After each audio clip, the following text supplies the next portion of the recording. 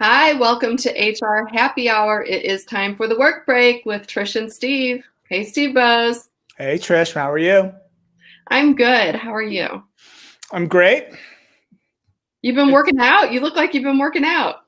I just before the show, I said, I'm gonna go change my shirt. I'm like, I'm not changing my shirt because, I'm gonna go for a jog shortly after this. Although the storm clouds are starting to roll in, so I had a nicer shirt on for a meeting I had a little bit earlier, and then I've transitioned to the ratty shirt with the cutoff sleeves. So, but I am gonna try to get outside and jog because I have not really exercised today. Yeah, I need to get outside after this. Well, I will tell you, I did go to yoga today. Nice. I love being back in the studio because I am A, not that good, and B, need lots and lots of help and support. There's just something about getting out of your house. Don't you think, to go exercise? Like, you can exercise at home. Yeah. I mean, I think I said this yesterday. The gyms here in North Carolina are still not open yet. And I was a pretty regular gym goer. So, I'm a little disappointed in that. I did do some yoga in the house off the Nike app, the Nike athletic training app.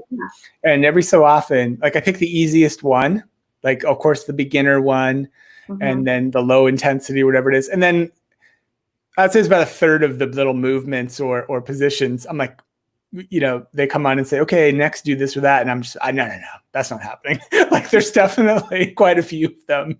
I have no chance of happening. So I fake it as close as I can.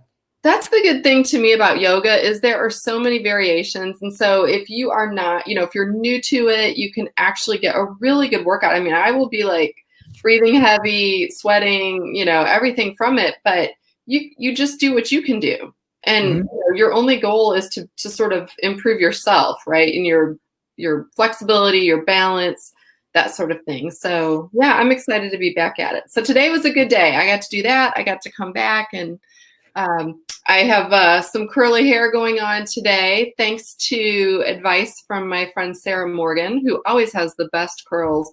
And I have naturally curly hair. So it's very challenging when you have naturally curly hair to make it not look completely 80s. Although if I just fluff mine a little bit, it'll get big. It'll get bigger and bigger, just like the late 80s, early 90s. Okay. You're like, nope. I can't really comment much on the hair, but I do have one thing. I didn't get to this yesterday. So over the weekend, I was reading something that was about a Guinness Book of World Records, a couple of world records that had been revoked and then have been reinstated. And the records concern the world of video games, specifically Donkey Kong and Pac-Man. And I'm not sure how familiar you are with this world, but we both are movie fans. We do the Oscars show every year on the HR Happy Hour, and we do the Workplace Movie Hall of Fame, which I do think we need to do another one again soon because it's been a little while. But this reminded me, the subject of these Guinness World Records was one of the best documentaries. It wasn't nominated, but I love it. It's one of my favorite documentaries ever. And I'm going to ask you to see if you're familiar with this. It's a documentary made in 2007, and it's called The King of Kong, A Fistful of Quarters. Have you ever heard of this? I have not, but I love Donkey Kong. So that's what this is. Yeah, the documentary is all about Donkey Kong specifically. So there's this guy. He's kind of the King of Kong, A Fistful of Quarters. You can. I did earlier today. You can rent it on Amazon for a couple of bucks. So it's out there. So the documentary specifically is about the Donkey Kong record. There's one character, his name's Billy, and he set the Donkey Kong world record, and it stood for about 20 years. And then all of a sudden, this other guy emerges out of the shadows, out of the ether. No one's ever heard of him. And he's challenging Billy for this record. And they sort of go back and forth, and there's a big contest. There's a lot of drama. But the interesting thing about what was in the news was this guy, Billy, had some records. He wasn't the high score anymore on Donkey Kong, but he was the first guy to ever get 1 million points on Donkey Kong.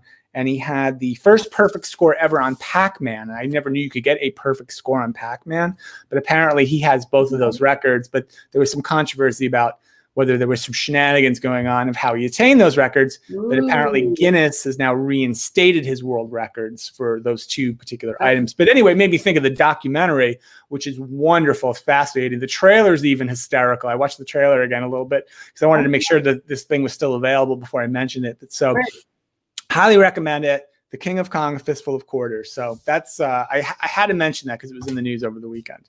Oh, I love it. Okay, that's a great thing because I didn't see that at all. So I have a question then. What is your favorite old school video game? And maybe not even your favorite. What were you really good at? Did you have a video game kid?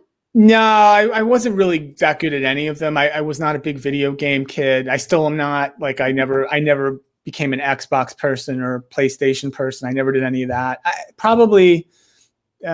liked Pac-Man. I probably liked, what was the one with the aliens? They would come down and you had to move your ship. Space Invaders? Yeah, Space Invaders. I like that one.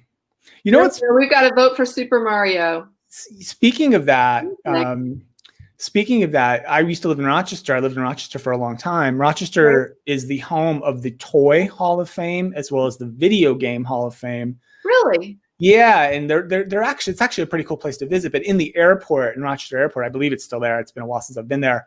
They set up these huge displays of video games, not the originals, but reproductions of the originals, and it was just free. So you could go while you're waiting for your flight and play Pac-Man and Galaxian and Space Invaders and Pong and a few other ones. Super Mario, I think, was there too. They were just there just to go play. It's pretty cool. So I think my favorite was Zelda. Which I was okay at. I wasn't great at Zelda, but I loved it. But the one I was good at, I wonder if I can still play, is Frogger. Oh, that's a great one. I could do Frogger all day long. And I liked Ms. Pac-Man too. Those were kind of my last one that I really liked. We'll see if you ever played this, was Pele Soccer. It was on the original Atari console. And when Pele was just like little boxes, but when you got a goal, there were fireworks. Nice. So yeah.